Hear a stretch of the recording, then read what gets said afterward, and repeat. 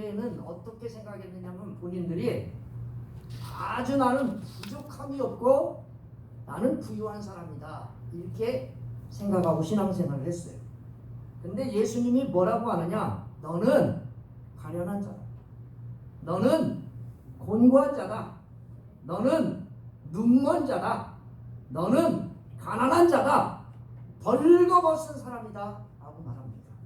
그럼 어떻게 하면 치유합니까? 그랬더니 예수님이 내게서 세 가지를 사라. 불로 연단한 금을 사서 풍요하게 해라. 흰옷을 사서 벌거서 벗은 수치를 보이지 않게 하라. 또 예수님께서 뭐라고 이야기하냐면 안약을 발려가지고 보게 하라. 내가 이거 왜 얘기하는 줄 아느냐? 너희들이 천국에 들어가기 위해서 회개하라 하고 19절 말씀에 말씀합니다. 아멘. 사랑하는 성도 여러분, 여러분들을 주님의 이름으로 환영하고 축복합니다. 아멘. 사람들은요, 대부분 사람들은 자신을 모릅니다. 어떤 사람은 그래서요 자기를 과대평가해요. 과대평가하면 교만해집니다. 또 어떤 사람은 자기를 과소평가합니다. 할 수 있는데 못한다는 겁니다. 주눅 들어가지고 삶을 살 수가 없습니다. 우울해집니다. 병에 걸립니다. 오늘 이 본문의 말씀에 보니까 라오디가 교회의 교인들은 자신들의 신앙을 과대평가했어요. 자기는 부유하고 자기는 부족함이 없는 줄 알고 살았는데 하나님께서 교만하지 마시오라고 말합니다. 예수님은 눈먼 라오디가 교인들을 향하여 회개할 것을 촉구하고 있습니다. 예수님은 사람들과 같지 않습니다. 예수님은요 진실하십니다. 예수님은요 사람들의 단점을요 부각시켜서 무시하거나 죽이지 않습니다. 예수님은 모든 사람들이 회개하고 천국에 가기를 원해서 책망도 하고 때로는 징계도 합니다. 사랑하는 성도 여러분, 예수님의 마음은요 사랑하는 마음입니다. 옆 사람과 인사해 봅시다. 사랑하는 마음. 사랑하는 마음으로 예수님이 오늘 말씀하십니다. 너 잘못했다고 우리처럼 막 지적하고 뭐라고 하기 위해서 뭐라고 하신 게 아니라 책망하고 징계하는 이유는 너가 회개하고 천국에 왔으면 좋겠다. 사랑하는 성도 여러분, 라오디아 교회는요 필라델피아 교회가 앞에 바로 나오는데 그 교회에서 동남방으로 70km쯤 떨어져 있습니다. 동쪽으로 해서 남쪽으로 이쪽으로 가면 70km쯤 떨어져 있는 데가 바로 라오디아 교회가 있었어요. 이 도시의 이름은요 안디오쿠스 2세라고 하는 사람이 장가를 갔는데 그의 부인 이름이 라오디아예요. 그래서 그 이름을 따서 도시 이름을 라오디아 이렇게 쳤어요. 거기에 교회가 있었는데 그 교회 이름을 도평교회, 도평리에 있으니까, 양천에 있으니까 양천교회, 신흥리에 있으니까 신흥교회 이렇게 붙이는 것처럼 라오디아 교회라고 이름을 붙였어요.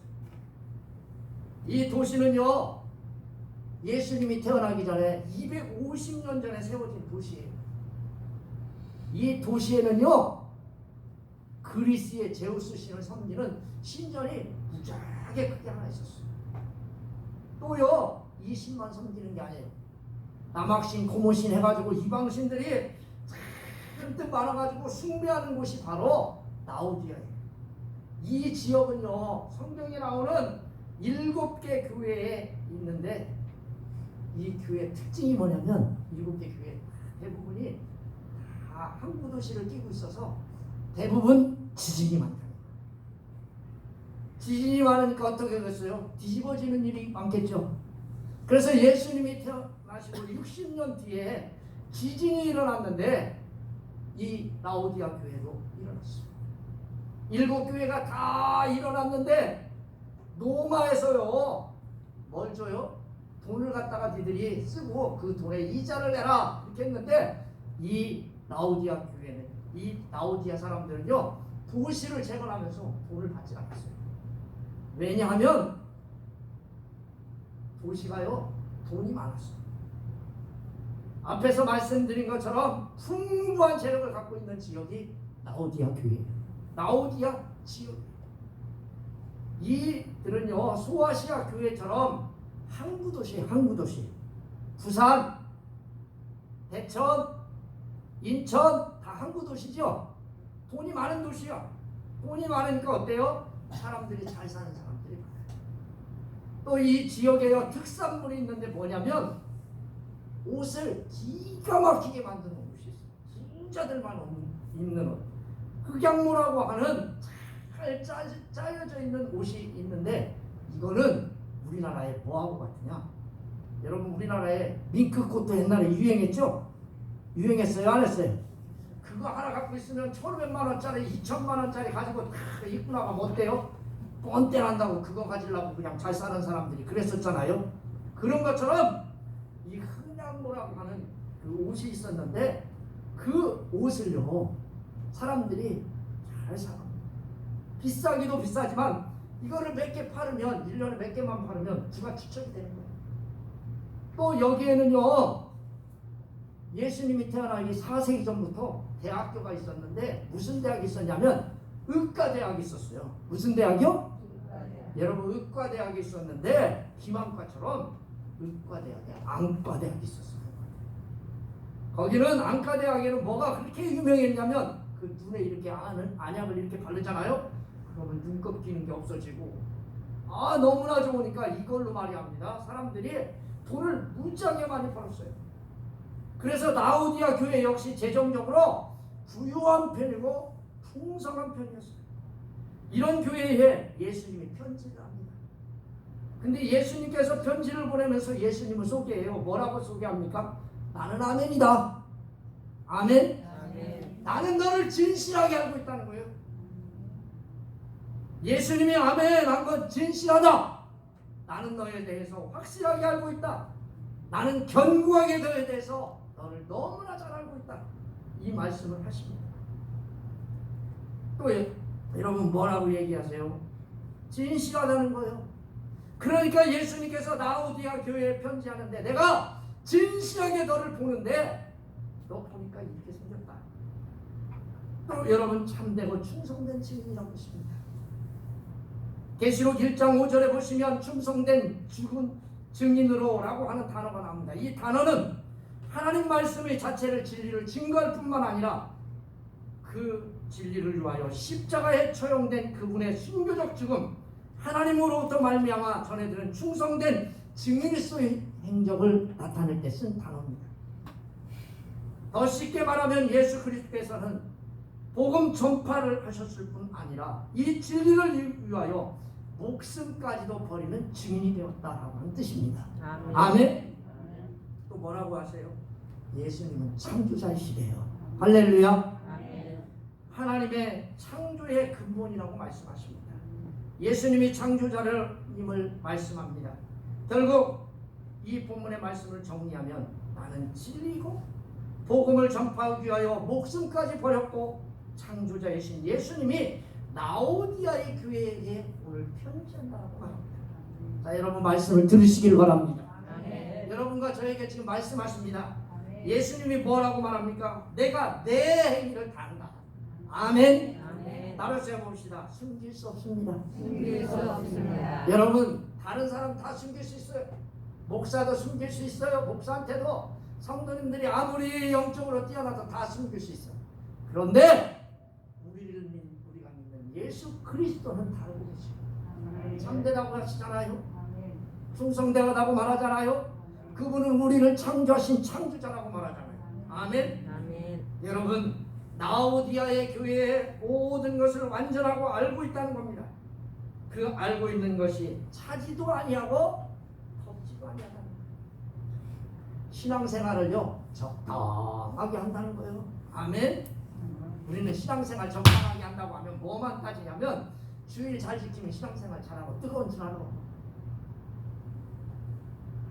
사랑하는 성도 여러분, 오늘 이 본문의 말씀은 그걸 이야기하는 게 아니에요.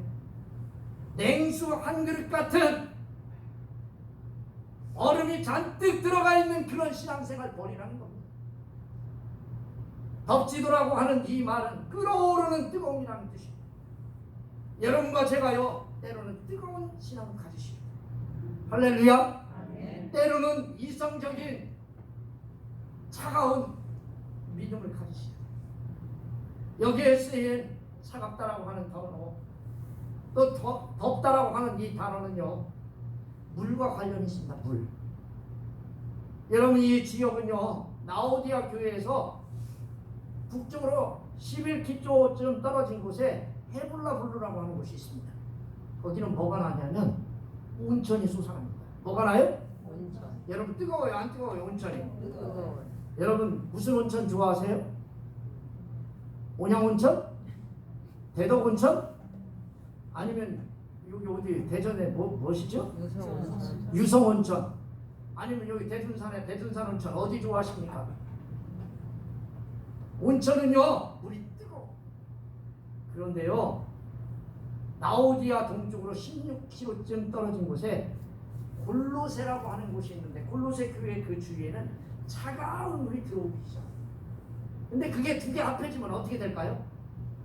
미지근하게 되겠죠?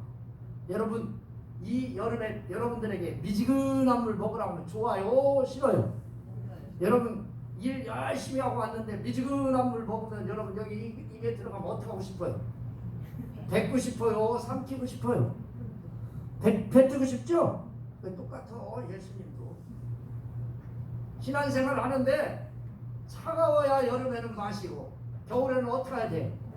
뜨거워야 마신대. 이게 그냥 중간쯤 돼가지고 차지도 않고 덥지도 않고, 그럼 어떻게 속에서 뜨거울 때 어때요? 속에서 뭐가 이렇게 올라와가지고 막 하고 싶죠? 하고 싶어요? 안 하고 싶어요? 신앙생활도 똑같다는 거요. 사랑하는 성도 여러분, 사랑하는 성도 여러분들이 다 알고 계시듯이 물질적인 풍요만, 물질로 인하여 신앙생활을 태만하게 했다는 뜻입니다. 이들이 그렇다고 해서 세속적인 것도 아니에요. 신앙에 있어서 어정쩡하고 갈까 말까 할까 말까 더울까 찰까 이런 태도를 보이는, 그걸 예수님이 지적한 거예요. 신앙생활 잘못하고 있다, 그런 얘기가 아니에요. 네가 요쪽 다리 저쪽 다리 해가지고 적당하게 쫄리 이렇게 왔다 갔다 한다, 그 얘기 하시는 겁니다. 사랑하는 성도 여러분, 저와 사랑하는 성도 여러분들은 어떻습니까? 신앙은 이 라오디아 교회와 교인들처럼 어정쩡한 신앙은 아닌지 한번 바라보시길 바랍니다. 여러분, 자기가 자기를 바라보면 제일 잘알아. 예수님이 말씀하십니다. 내가 이같이 미지근하여 덥지도 아니하고 차지도 아니하니 내 입에서 너를 토하여 버리리라. 아멘. 누구의 입에서 토해 버린대요? 예수님 입에서 토해 버리면, 여러분, 우리가 토하면 그냥 여기 땅바닥에 떨어질 것이지만 예수님이 토하면 어떻게 돼요? 지옥이지 뭐. 그 얘기를 이렇게 어렵게 얘기하신다니까. 예수님이 쉽게 네가 차지도 않고 덥지도 않으면 내가 너 천국 못 들어오게 토해 버린다, 이러면 사람들이 찔끔할 텐데, 덥지도 아니하고 차지도 아니하면 예수님이 토해 버린다니까, 그런가 보다 이렇게 지나가면 안 됩니다. 열심 없는 신앙생활, 어정쩡한 신앙생활, 이것은 예수 그리스도의 역겨움을 자아내게 됩니다. 본문에 보십시오. 예수님이 토하여 버린다고 했습니다. 내가 뭐뭐 하리라, 최종적인 의향을 강력한 경고를 이야기합니다. 결국 회개하지 않으면요, 토하여 내치는 겁니다. 아멘. 아멘. 결국 무슨 말을 하는 거예요? 회개하라. 할렐루야. 아멘. 19절을 향하여 계속 가는 겁니다. 뭐라고? 회개하라. 내가 천국을 너에게 주겠다, 이 얘기를 하시는 거예요. 사랑하는 성도 여러분, 예수님이 원하는 것은요, 토해내는 게 아니에요. 19절 말씀해 보니까 예수님이 이렇게 말씀하시는 의도가 뭐냐면 열심을 내라, 회개하라. 사랑하는 성도 여러분, 예수님이 우리를 책망하고 징계하는 이유는요, 우리를 죽이려고 하고 괴롭히려고 하고 어렵게 하려고 예수님이 그러는 게 아니에요. 회개하고 돌아와 하나님 나라의 가족이 되라는 겁니다. 아멘. 여러분 돌아오시기를 주님의 이름으로 축원합니다. 이렇게 하려면요 우리 상태를 바로 알아봐요. 여러분 근데 이 본문의 말씀에 라오디아 교인들은 뭐라고 말합니까? 내가 말하기를 나는 부유한 자요 부자요 부유한. 이게 과대평가예요. 과대평가. 예수님하고 전혀 관계없이 얘기하는 거예요. 왜 그럴까요? 이 사람은요 기도도 안 해요. 말씀도 안 들어.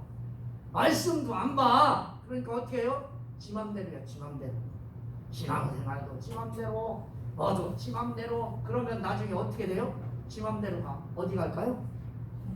갈 때는 딱 하는데요. 주님이 원하는 건 뭐예요? 지 맘대로가 아니라 누구의 맘대로? 예수님 맘대로 가야지. 아멘. 여러분 처지와 영적 상태를 말하면서 예수님이 말씀을 들어야 합니다. 라오디아 교회 교인들은요 그들 자신들이 이미 부유하고 부자인 상태라고 생각했습니다. 라오디아 교인들은 성도들 역시 물질적으로 풍요했어요. 자신들이 가지고 있는 그 재물 일부를 흔쾌히 교회에 헌납했습니다. 그들은 자신들이 가지고 있는 막대한 재산을 드림에 교회에 드리는데 전혀 신경 쓰지 않고 신앙생활을 하는 데 있어서 넉넉하게 하나님 앞에 드렸어요. 더 나아가 자신의 신앙에 있어서 나는 부자라 부유하고 부족한 것이 없다고 생각했어요. 부를요 믿음의 척도로 생각했어요. 아멘. 아멘. 여러분 이렇게 생각하지 않기를 주님의 이름으로 축원합니다. 아멘. 이게 영적인 영생입니다. 여러분 영적인 영생이 뭔지 아세요? 없는데 있는 척 하는 거예요. 가난한데 안 가난한 척 하는 거예요. 이게 영적인 영생입니다. 이런 라오디아 교회에게 예수님은 영적인 상태를 말합니다. 곤고하다. 따라서 해봅시다. 곤고하다. 공고하다. 여러분 피부가 딱딱해져가지고 공고한 거예요. 제가 찾아보니까요 공고하다라고 하는 뜻이 뭔가 찾아봤더니 육체적으로 영적으로 불쌍한 사람, 영적으로 심령이 아주 불쌍하게 되는 사람, 그 사람이 공고한 사람이에요. 두 번째 보니까요 가련하다는 거예요. 여러분 가련하다는 게 불쌍하다는 거죠. 세 번째 불쌍하다는 거예요. 세 번째는요 교회는 가난하대. 자기들은 영적으로 부자인 줄 알았는데 영적으로 가난하다고 예수님이 말씀하십니다. 아멘. 아멘. 네 번째는 눈 멀었대. 알아서 해봅시다. 눈 멀었대. 여러분 눈 멀으면 뭐라고 그래요? 싸움 제일 잘한대. 왜요? 눈 멀으면 뭐라고 그래요? 싸움할 때 뭐라고 그래? 눈 깜땡깜. 그럼 맞아요? 안 맞아요? 당연히 안 맞지. 여러분 눈 감아봐요. 뭐 앞에? 영적인 눈이 감기면요 세상을 바라보는 눈, 주님을 바라보는 눈도 감옵니다. 눈 멀었대. 눈 멀었대. 여러분과 제가 혹시 눈 멀은 건 아니에요? 네 번째요 벌거벗었대. 드러났듯 옷을 입지 않는 상태예요. 치명적인 수치가 있다라고 하는 뜻입니다.